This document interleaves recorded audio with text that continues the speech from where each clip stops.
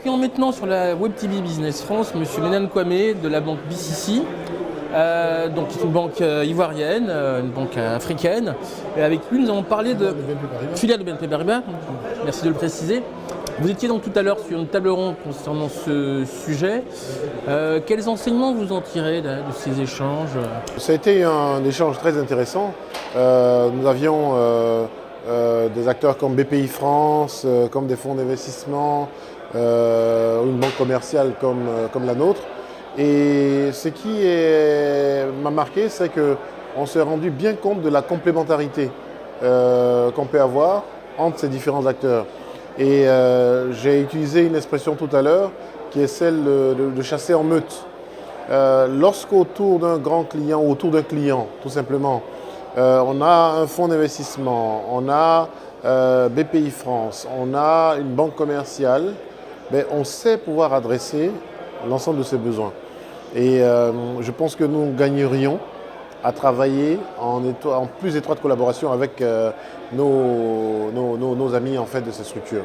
Donc moi j'ai bien aimé cette partie de notre panel. D'accord. Les banques africaines ont cette réputation d'avoir un accès un peu difficile, notamment pour les PME. Est-ce que c'est en train de changer? Écoutez, c'est un commentaire qu'on entend finalement quand on est en Côte d'Ivoire et je pensais qu'on allait en faire l'économie ici à Paris.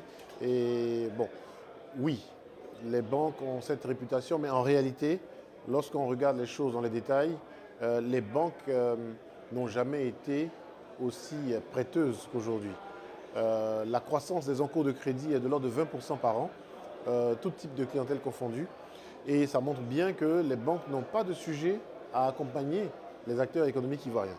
En réalité, il y a des prérequis qui doivent être mis en œuvre par les PME ou par d'autres acteurs, par exemple l'État pour les aspects liés à la fiscalité.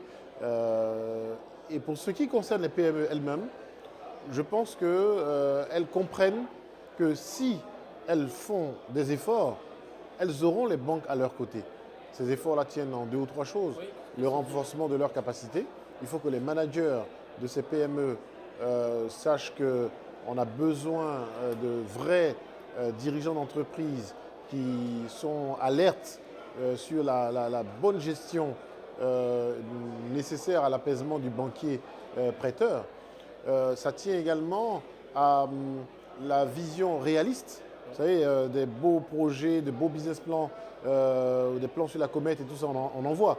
Mais il faut que nos porteurs de projets, ou en tout cas nos PME, nous présentent des projets qui soient réalistes et qui montrent en fait une croissance voilà, pas à pas. Plutôt que de faire de grands plans en fait, dès la deuxième année d'activité. On le voit souvent et c'est un peu gênant. Donc, il y a des efforts à faire du côté des PME, mais en ce qui concerne les banques, nous sommes tout à fait disponibles pour les accompagner. Et la croissance de nos encours montre bien qu'on n'a pas de problème à ce niveau-là. Ça se passe comment alors quand une entreprise vient vous voir? C'est quoi les étapes qu'elle vient vous voir pour une demande de financement? En gros, elle nous présente son projet, elle nous présente son plan d'affaires, communément appelé business plan. Nous l'étudions, nous le challengeons, nous voyons s'il est pertinent ou pas.